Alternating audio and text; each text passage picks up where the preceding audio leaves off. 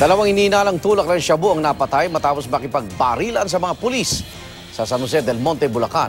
Darito unang balita ni Jay Sabale. Sa loob ng bahay na ginagawa umunong bentahan ng shabu, bumulagta ang bangkay ng dalawang umunong tulak matapos manlaban sa mga pulis ng San Jose del Monte sa Bulacan. Isang concerned citizen daw ang nagtip sa mga pulis na may transaksyong nagaganap sa isang bahay sa Phase 2 B Eco Park sa loob ng San Jose del Monte Heights. Alas 10 kagabi nang nagkasa ang mga pulis ng bypass operation. Isang pulis raw ang nagpanggap na i-score at naganap ang transaksyon sa harap mismo ng bahay kung saan nakabili siya ng 500 pisong halaga ng shabu. Yung posture buyer po natin ay nagtanggal ng kanyang sombrero at bilang hudyat na papasok na yung mga backup para arestuhin yung mga suspect. Pero sa halip na sumuko ay nakipagbarilan pa raw ang dalawa.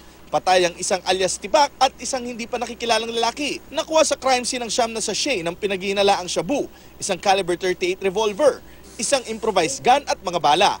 Ayon sa mga pulis, December pa raw nila minaman-manan ang naturang bahay dahil sa mga sumbong na kanilang natatanggap. Para sa unang balita, Jay Sabale reporting.